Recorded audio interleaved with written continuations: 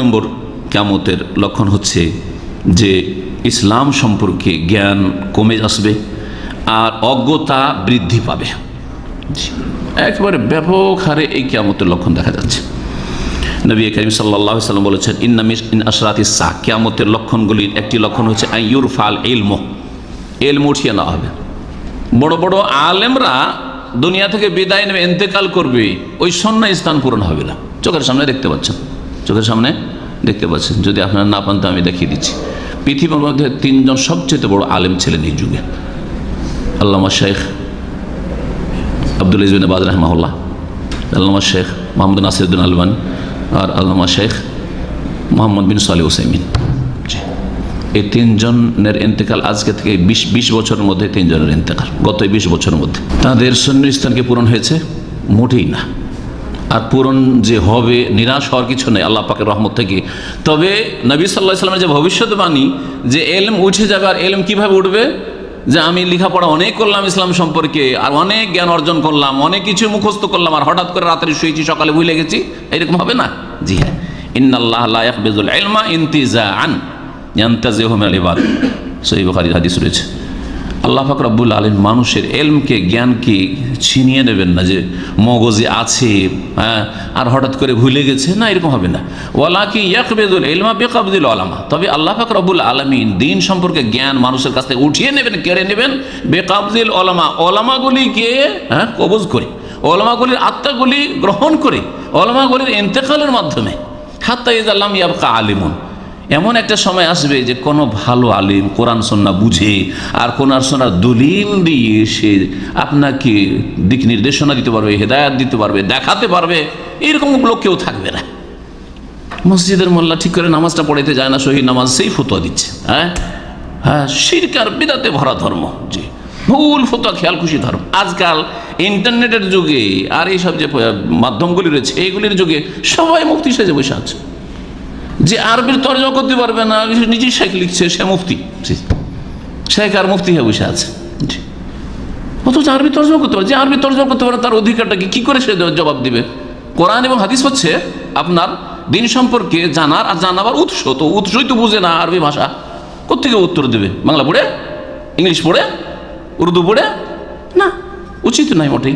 হাত্তা ইযা লাম ইয়াবকা আলিমুন, আলেম যখন শেষ হয়ে যাবে, ইত্তাখাযান নাসু রুউসান জুহালা, তখন মানুষদের তো সমাধান চাই, ঠিক না? আপনার ফতোয়া লাগবে, ফতোয়া চাইতে হবে, ভালো আলেম নাই, কি করবেন? আরে একজন পেলেই হবে, চলে ইমাম সাহেবের কাছে যায়, ইমাম সাহেব একটা ফতোয়া দেন, ও দেখবে যে খালি হাতে ফিরাবো কি করে, মানে ইজ্জতের বিষয়। হ্যাঁ, প্রশ্ন ইজ্জতের, হ্যাঁ, প্রশ্ন চাকরি যাওয়ার, অনেক সময় চাকরি যদি ওদের হাতে থাকে তো, আর না হলে মান সম্মানের ব্যাপার মনে করে নিয়েছে, কারণ দিন তো কমজোর, হ্যাঁ, সততা নেই, হ্যাঁ, তারপরে আল্লাহর ভয় নেই, যে আমি না জেনে অনুমান ভিত্তিক এরকম খেয়াল খুশি ফতোয়া দেবো, যদি ভুল হয় তবে তো জাহান্নামে যাবো, এটা ভয় নেই, যার ফলে খালি হাতে ফিরাবে না, যে যা আসছে ফতোয়া দিয়ে যাচ্ছে। হ্যাঁ, ইত্তাখাযান নাসু রুউসান জুহালা, নেতা বানাবে, ধর্মীয় নেতা, দুনিয়ার নেতা, এমন যারা জহাল, কিছু জানে ইসলাম সম্পর্কে, ফাফতাউ বিগাইরি ইলম, না জেনে ফতোয়া দিবে, ফাদাল্লু ওয়া আদাল্লু, নিজেরাও পথভ্রষ্ট হবে, ওরা ফতোয়া দিয়ে এই নিম্নলাগুলি, আর অন্যদেরকেও পথভ্রষ্ট করবে, অন্যদেরকে পথভ্রষ্ট। বলছেন যে এলম উঠে যাবে, ওয়াজহারুল জাহল, অজ্ঞতা বিরাজ করবে, ওয়াফশু জিনা, আর জিনা ব্যভিচার ব্যাপক আকার ধারণ করবে, এটি একটি লক্ষণ। আর সুবহানাল্লাহ, জিনা ব্যভিচার এমন ব্যাপক আকার ধারণ করেছে বিভিন্ন তরিকাতে, যে সুবহানাল্লাহিল আযীম, যাদের সূক্ষ্ম অনুভূতি নেই এবং ঈমান নেই, আর ঈমানি গায়রাত, আত্মমর্যাদা, আত্মসম্ভ্রম নেই, জি, বেগাইরাত হয়ে গেছে, তাদের মেয়েরা কলেজ ইউনিভার্সিটিতে যাচ্ছে বন্ধুদের সাথে, কোনো ব্যাপার না, হ্যাঁ, সিনেমায় যাচ্ছে, হ্যাঁ, কেনাকাটায় যাচ্ছে, কোথায় যাচ্ছে, কোথায় থাকছে, কার সাথে যোগাযোগ রাখে, কোনো খবর রাখে না। জি, মাধ্যমিক থেকে আজকাল যুবক যুবতীদের প্রেমের খেলা শুরু হয়ে গেছে। জি, বুঝছেন, এগুলো হচ্ছে জেনার রাস্তা, জেনার রাস্তাকে আবার প্রশস্ত করে দেওয়া হয়েছে, প্রশস্ত করে দেওয়া হয়েছে। আর কি হবে? তুশরাবুল খামর, আর মদ পান বেশি হয়ে যাবে, মদ। আজকাল ফ্লাইটগুলিতে, আল্লাহ না করি সব ফ্লাইটে চাপতে হয়, কিন্তু সৌদি আরবের ফ্লাইট ছাড়া বাকি ফ্লাইট আমি জানি না যে মদ মুক্ত আছে, কারণ বেশ কিছু ফ্লাইটে গিয়ে দেখলাম বিভিন্ন দেশে, আল্লাহ হেফাজত করে, এমনকি আপনার পাশে মদ খাচ্ছে, আপনার বলার ক্ষমতা নেই যে তুমি খেও না। জি, আকাশে উড়ছে, মুহূর্তের মধ্যে সব কিছু ধ্বংস হয়ে যেতে পারে, ছিন্ন ভিন্ন একটা টুকরো বডির পাবে না যদি ধ্বংস হয়। তাহলে সেখানে মদ খাচ্ছে, পাপ করছে, কত রকমের যে পাপ করছে। সামান্যতম যদি ঈমান থাকতো তাহলে অন্তত মুসলিম দেশের ফ্লাইটগুলি এরকম হতো না, কাফেররা করতে পারে।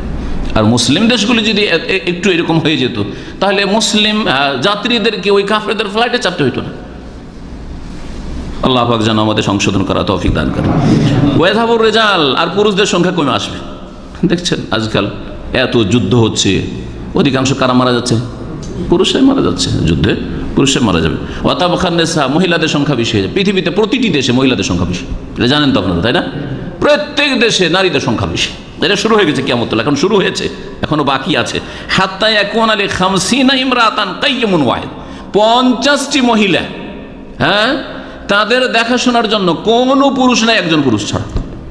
একজন ব্যক্তি তার মা, বোন, খালা, ফুফু, চাচাতো বোন, মামাতো বোন, খালাতো বোন, ওই শ্বশুর বাড়ির স্ত্রীর বোনের আছে, সব গোটা গোষ্ঠীকে দেখতে হচ্ছে তাকে। ওদের দেখাশোনার কোনো পুরুষ নেই, একজন। সুবহানাল্লাহ, এই অবস্থা। বুখারী মুসলিমের হাদিস। যেই দিনের জ্ঞান অর্জন করা আল্লাহ পাক ফরজ করেছেন, রাসূলুল্লাহ সাল্লাল্লাহু আলাইহি ওয়াসাল্লাম তালাবুল ইলমি ফারিজাতুন আলা কুল্লি মুসলিম, প্রত্যেক মুসলিমের জন্য দিন ইসলাম সম্পর্কে এতটা জ্ঞান অর্জন করা ফরজ, যা দিয়ে সে আল্লাহর সাথে সম্পর্ক রাখতে পারবে, আল্লাহর দ্বীনের প্রতি আমল করতে পারবে, ইসলামকে জীবনের প্রতিটি ক্ষেত্রে বাস্তবায়ন করতে পারবে। হ্যাঁ, প্রতিটি ক্ষেত্রে ফরজ ওয়াজিবগুলি আদায় করতে পারবে, হারামকে জানবে, যেগুলি হারামতে বেঁচে থাকতে পারবে, সুন্নত অনুযায়ী জীবনযাপন করবে, আর শিরক আর বিদআত থেকে নিজেকে বাঁচিয়ে রাখবে। তাহলে শিরককে জানতে হবে যেটা শিরক, বিদআতকে জানতে হবে যেটা বিদআত, সুন্নতকে জানতে হবে এটা সুন্নত, তৌহিদকে জানতে হবে এটা তৌহিদ। এতটুকু ফরজ। আপনাদের আলেম হওয়া ফরজ না জনগণের জন্য, এতটা জানা ফরজ যেটা তৌহিদ না শিরক, সুন্নত না বিদআত, হ্যাঁ, ফরজ ওয়াজিব সুন্নাত, হ্যাঁ, হারাম না জায়েজ কি না জায়েজ, আপনাকে জানতে হবে। আপনি যা ইচ্ছা তাই বলছেন, যা ইচ্ছা তাই করছেন, হ্যাঁ, যে কোনো ব্যবসা বাণিজ্য করছেন আর জানবেন না যে এই ব্যবসা আমার জন্য হালাল না হারাম, জায়েজ না জায়েজ। হ্যাঁ, নামাজ পড়ছেন কিন্তু নামাজ আপনি রাসূলুল্লাহ নামাজই জানেন না, 50 বছর 60 বছর ধরে নামাজ পড়ছেন, আপনি খবরই নেই যে এই নামাজ রাসূলুল্লাহ নামাজ নয়, আসলে জাল নামাজ। 3 নম্বর